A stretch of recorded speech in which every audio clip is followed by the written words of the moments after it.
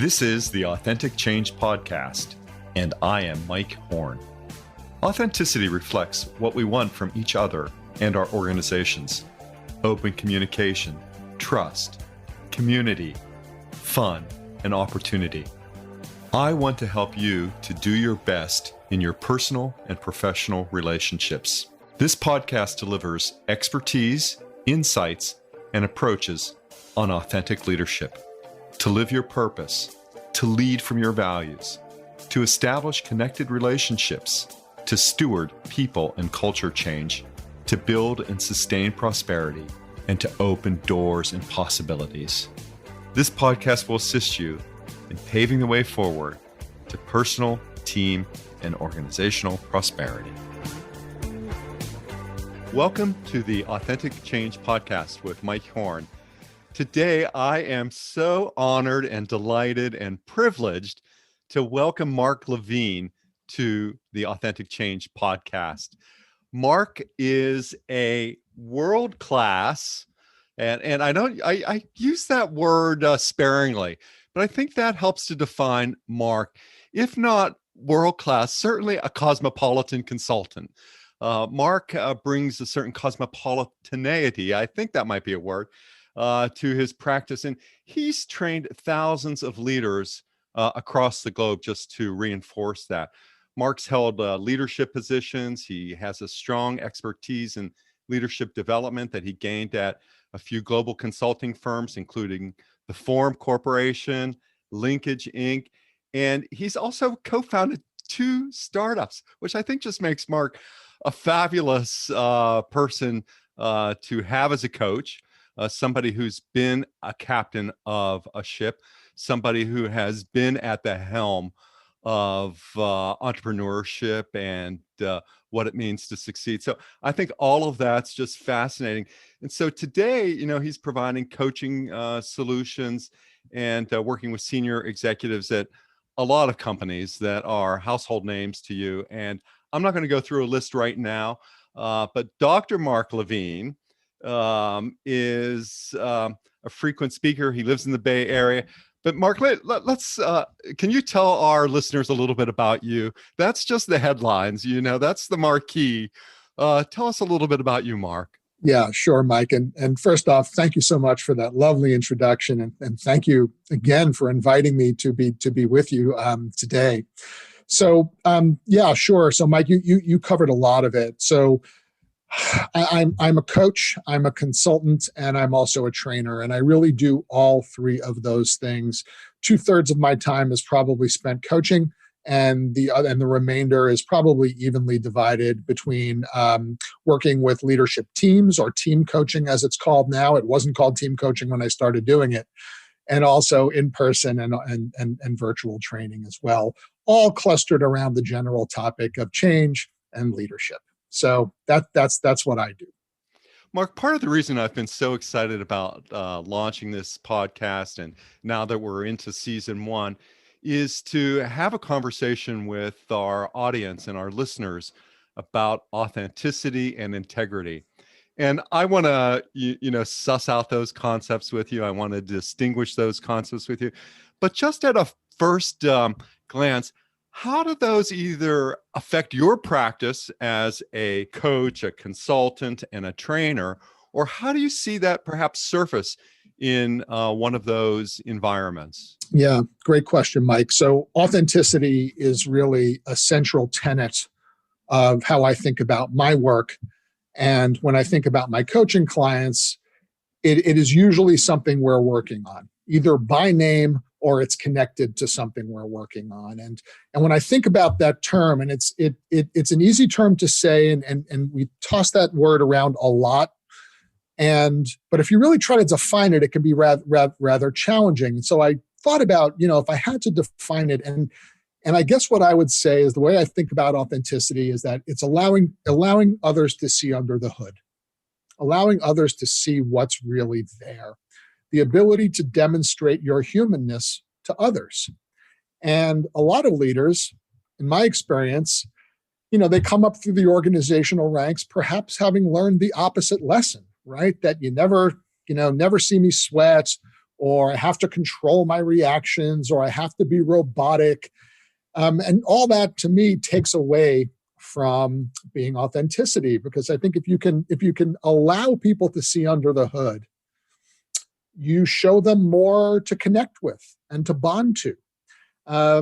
And to me, that's one of the central things that leadership is all about, is how to capture people's hearts, how to win them over, and how to keep them won over. So I think authentic leaders really know how to do that. And particularly when they need to lead at scale, if they need to lead organizations where they don't know most of the folks whom they're leading, et cetera. So I guess that's my first take on it, Mike, is that's how I think about it. Mark, it's a wonderful, I don't know if that would be called a metaphor or an approach, but this idea of seeing under the hood, it promotes a couple of different concepts for me. And you gave us so much flavor in what you just said relative to the ability to scale. You also talked about rising through the ranks. And I'm just going to give a quick shout out to my colleague, Chip Bell. I just wrote a brief guest blog at chipbell.com called Yelling Isn't Excelling. And it chronicles the story of two successful colleagues who rose through the ranks, one eventually reporting to the CEO and having frequent interaction with the board, who really didn't have any role models as he grew the company, as he grew his ambition and satisfied his ego needs. There weren't really any role models around. And it is a wonderful gift had he had the time with an executive coach to start to see under the hood, to see the possibility of his awesomeness, his greatness, in ways that might make him a more authentic leader to others, not yelling, but still excelling in some ways. So how do you, what's the moment that helps someone to say, I'm going to look under the hood?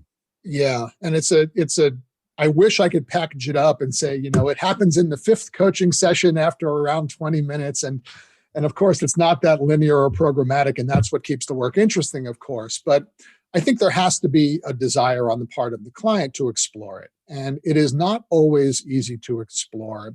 And I'm happy to share an example. And this goes back a number of years. I was coaching someone who worked for a U.S. company, but she was European, and she spent the first half of her career in Europe. And the company she was working for in Europe, let's just say authenticity was not something that a lot of value was attached to. So the lesson she learned very early in her career is, I have to show up as bulletproof, never let them see me sweat. And she carried those lessons over to the US, and she found herself working for a company where the opposite was true, where authenticity was critical. And we were talking about it, and she told me that she would sit in meetings literally with her coat on. That's how protected she felt, or felt that she needed to be. And so here you had a physical manifestation of her need at that point to be buttoned up, literally buttoned up and bulletproof. And my work with her was about taking off that coat and about slowly, in her case, opening up. And the good news is she did it. So why did she meet with success? Because she really wanted to be promoted, and she knew that she would have to show some of that to her stakeholders. So that was, I think, the primary motivation. It wasn't necessarily about becoming a better person, or it was she wanted something. But then once she started doing it, she saw how many others were drawn to it.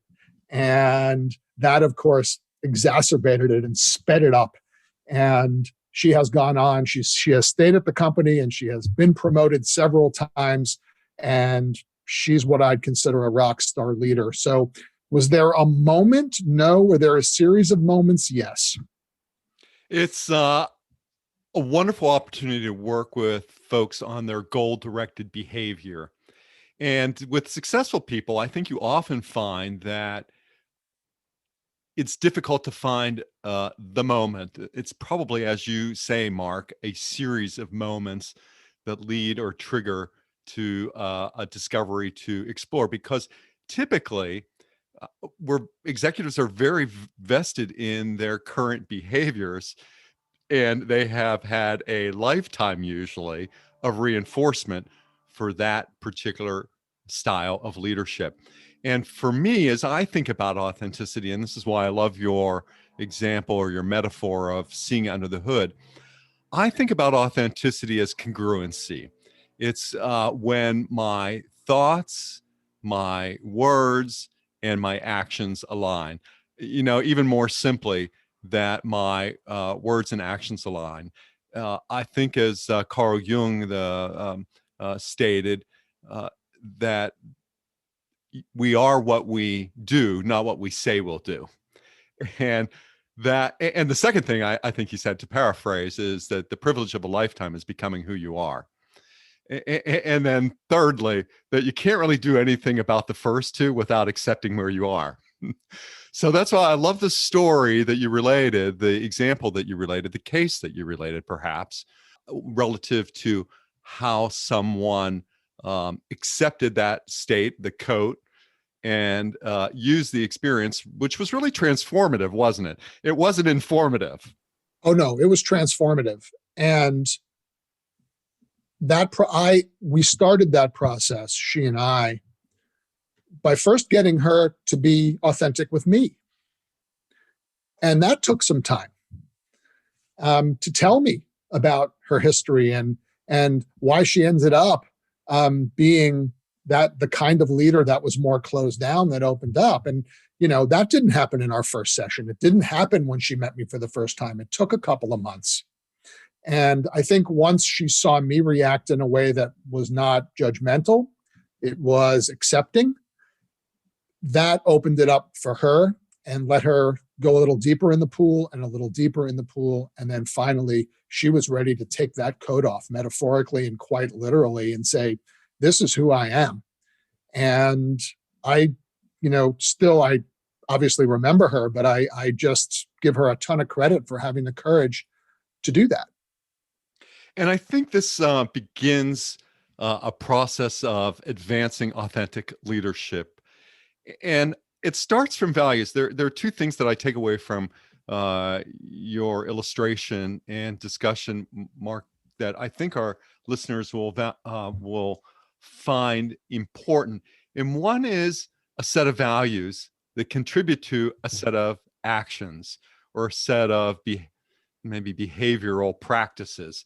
Mm-hmm. So I think what's at the foundation of what you're describing and working with this individual, and perhaps what you bring to your encounters as both a coach and a consultant and as a trainer, are a set of humanistic values that frame what you do. So for me, those values are built around treating others with dignity and respect, recognizing the inherent value of the individual, knowing that we all are in a process, and that by attracting diverse ideas and diverse people around me, I grow inclusion. So I have that set of values, right, that guide who I am, what I am, and hopefully all that comes out of a strong moral and ethical foundation, which underlies my integrity. But it contributes to a set of behaviors then that I think you've illustrated as a coach and a consultant, which are then to talk about, and I think the words maybe that Amy Edmondson, we attached to her around psychological safety, but the actions of trust, the replacing open and transparent communication from guarded and cautious communication, a stewardship of that relationship, and also some willingness to have some fun with that work. Yeah. And Do you find that relationship between the values and actions there? Does that resonate, or is there more? Is there something richer there, or how's that stack with you, Mark? On my better days, I think I see the connection very well. And other days you get frustrated and you start the connection starts to seem a little frayed. Right. But no, I mean, for me personally, as a coach, I share a lot of your beliefs and a lot of your assumptions. I mean, we have to believe. I can't see how anyone could coach if they didn't believe that people, if they want to change, can change, Mm-hmm. and that they can change for the better. And Mark, I would like to explore a concept with you. And it's a concept, of course, that originates out of sports, one of the ways we analogize coaching in some ways. But could you imagine having a coach that didn't want the team to win? And I Right. know that, doesn't, Right. it doesn't happen for everything. But to think about, so as we apply that to executive coaching, executive development, manager leadership development, and others, how is it that you demonstrate, that you have your clients back? I think one of the reasons I wrote Integrity by Design, what I've come to understand is that it's a guide for people to have a best friend at work. Mm-hmm. And Interesting. I'm just wondering what you think about this connection here. Yeah. I think of coaching relationships as akin to any other workplace relationship that I have. And those relationships are rooted in my values. Treat everyone with respect, be a truth teller, those kinds of things. And I think if you come to a coaching engagement like that, I think the context in coaching engagements that I've seen is often that the client might be a little hesitant, especially if they'd never been coached before. Who is this coach?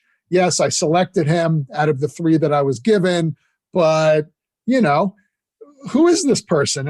And so it's my job to demonstrate to the client that I'm a person just like you, and my motives are pure here. All I want is for you to be successful. And I do that by listening. I do that by asking questions. And I do that by entering into a workplace relationship with them in ways that don't get them thinking, oh, is he going to tell someone else everything I just told him? The same way you would form relationships with anyone else at work. I try to keep it at a very human level. And I want to go back to the word fun that you used, because that to me is a super important one. And I would say 90% of the coaching sessions I participate in, laughter is a part of them. Now, we don't sit there for the entire hour and laugh, but if you have a conversation with any human at work for an hour, there are going to be moments when you laugh. So why shouldn't there be some in a coaching session? Yeah, and maybe the coach laughing at him or herself as well, or themselves as well, right? Always. Oh, yeah, I'm not laughing at my client. It's usually the client and I laughing together at something. Right. You raised some great topics, Mark, some really, again, some rich veins for conversation. One is this basic question that we have in the coaching or consultative, or maybe even in the helping relationship, in all the helping relationships, is who am I and who am I to you? Mm-hmm. And that requires this use of self, which we discuss in authentic leadership, a sense of knowing who you are in your own skin, having a sense of agency, in a willingness to interact and to engage with others. And by showing some more of who you are to another, you open up the conversation and you open the possibility for trust. Yes. And I see myself as a coach, metaphorically, as more of a guide than anything else. Right. And you're listening and you're asking questions. And what's the client doing at this time? The client we know a lot about coaching behaviors, right? But to describe, you having, encountered really an enormous amount of people on their leadership development journeys. Yeah. Some in groups, some in large audiences, and so much in one-on-one sit.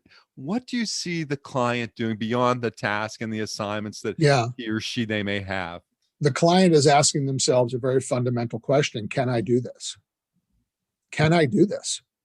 And then secondarily, is Mark the right guy to help me do it?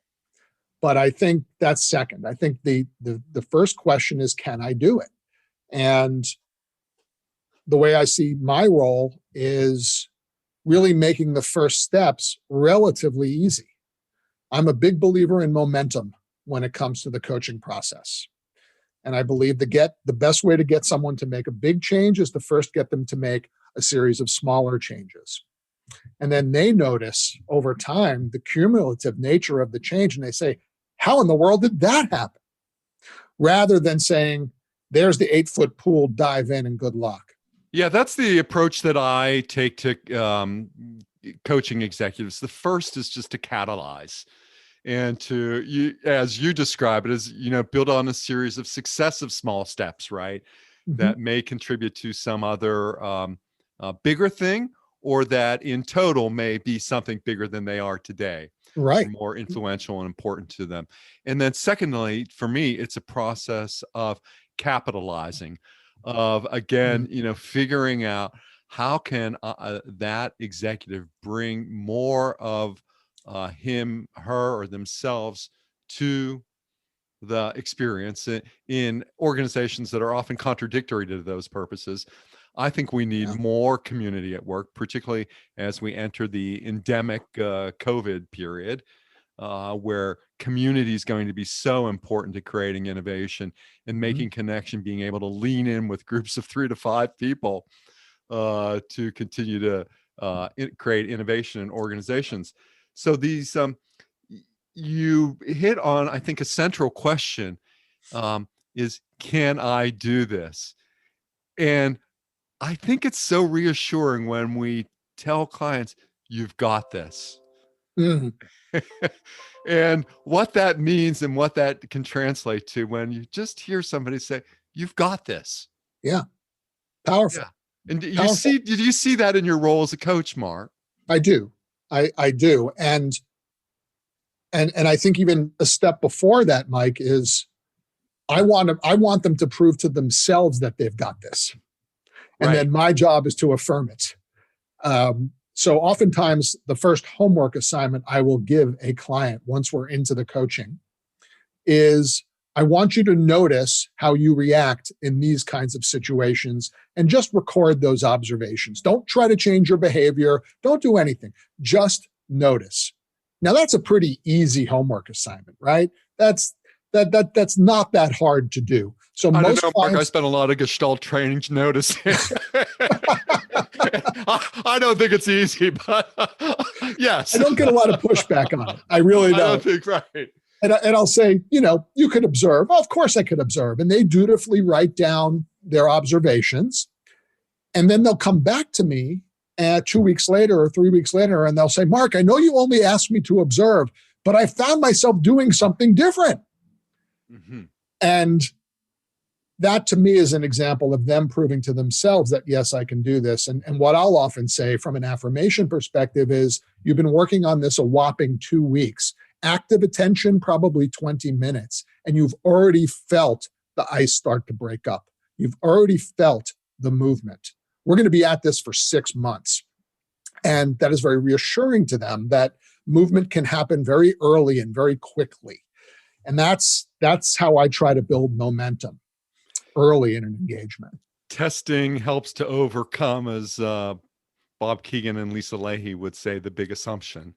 Mm-hmm. And it's interesting to see how clients can begin doing that testing so early on. And what I always like to offer is that life in organizations is not a science experiment. Rather, we have an opportunity, or many people have an opportunity, people who have agency, have an opportunity to, one, bring more of who they are to what they do, but also to exchange their influence in the environment and how that might contribute to more authentic behavior with others. Yeah, well, the authentic leader, if others see the amount of impact that authentic leaders have, some of them say, I want some of that too. And what does that look like for me? And how do I do that? And they become very curious, and they might not think of it in terms of authenticity.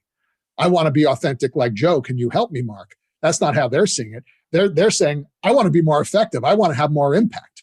And one way to get there is through authenticity. Right. And I think there's enough research that, so if you take the idea that authenticity is about congruency, that I have alignment between my words and my actions, and even in my ways of thinking, right? Or maybe as we used to describe as the ABCs, attitudes, behaviors, and cognitions, all sort of, align. Generally, people who are congruent in their words and actions are happy people. Mm-hmm. And and I don't mean the kind of happy that comes from a new boyfriend or girlfriend or a new partner or the, birth of a child or whatever floats your boat at a certain moment in time, but the kind of sustained happiness that comes from this sort of congruence. So if that helps to fuel happiness, then what we know is that people generally are attracted to working for happy people. Yes. And that does have, I think, to your point, that spillover effect that says, oh, I also want to be vested in this relationship where I trusted, where I can communicate, where my boss is influential and I'm just as influential to my boss. Right. Right. And to really consider the interpersonal effect. Mark, to one of the skills or one of the ways that you work is you talk about scale. How do you begin to scale something like that? Particularly for a leader who's got a lot of people reporting to them. Right, exactly. And when I work with leaders who are going from leading a team of 50 to a team of 500, that's typically the primary topic of conversation, right? It's, when I led a team of 50, I kind of knew everybody. I probably knew their names. They knew me. We've been in enough meetings together that there was a basic level of trust there. When it's 500 people, all that becomes impossible. And people are forming impressions of you in that context by tiny snippets of information, by a tone, by an arched eyebrow that they saw in a meeting come off of you, or an offhand comment that you made, or a story that's told about you by one of their friends or one of their close colleagues. So the way I work with leaders on those challenges, really embracing the idea that you're on stage all the time and that people are forming impressions of you using tiny, tiny bits of information. So how you show up matters, and every interaction counts. And when I say you're on stage all the time, that doesn't mean you need to be nervous all the time, but everything you do is seen through a microscope. Everything that you say is said through a megaphone. So what do you want to put out there? And what are you putting out there? And the paradox there is that what people remember, what captures people's hearts is the authenticity piece. It's the humanness. It's the rounded edges. It's the imperfections. It's the quirky things that people remember about their senior leaders who they're not in meetings with all the time. So I encourage my clients to be human. Share your passions with others. What are you geeky about? What are you quirky about? What's under your hood? And don't try to hide that stuff. Lead with that stuff. Yeah, and perhaps to embrace the idea of showtime. And I say that in a loving way. I recently saw, and our audience, our listeners will be able to find this through a Google search, a very brief video clip of Marshall Goldsmith and Frances Hesselbein recently together, I'd say somewhere in the first half of 2021. And they do this wonderful thing. Marshall does this wonderful thing. It's showtime and talking about leadership. And at first I was a little taken aback, but it translates so well to these ideas of scale in organizations and how we see and that. Leaders don't have a choice, right? They are stage. So it's not something, in my opinion, you can opt out of. It's part of the deal. It's why you make the big bucks. And I've had conversations with clients about, is this really what I want? Perhaps I'm not comfortable. And I think that's a reasonable conversation to have, because it's not something you can opt out of. Well, and I think those who are most successful do it out of a set of service to a higher purpose, and always being able Great. to find that, whether it's a customer orientation or some even larger pursuit, all makes it worthwhile. Mark, just in the time that the remaining time that we have with our audience, how can listeners get in touch with you? I mean, you've shared so many wonderful ideas relative to coaching and consulting and training, and the world will continue to benefit from your coaching and your wisdom and your guidance in this area. So, how can people get in touch with you? What are the best ways? Yeah, best ways certainly LinkedIn. And if you want to send me a note on LinkedIn, please mention Mike Horne, so I know who you are and I know where you heard about me. Email is also fine as well. Great. And what's the email, Mark? Yeah, so it's levine.mark.j@gmail.com. And Mark is with a C. Okay, that's great. So that's really wonderful. Mark, it's been a delight to have you as a guest today on Authentic Change. It's awesome how that you're able to make the experiences you have so practical and relevant, and really almost provide a blueprint for actions in the successful and authentic coaching relationships that you practice and develop with your clients. I've been so delighted. Thank you, Mark, to have you as a guest on Authentic Change. And to all of our listeners, thank you until the next episode of Authentic Change with Mike Horne. Thanks for listening, and I hope you'll subscribe today and tell a friend about our show. If you're looking for hands-on help to increase your success through authentic change, or have a question you'd like to hear me answer here, please email me at mike@mike-horne.com.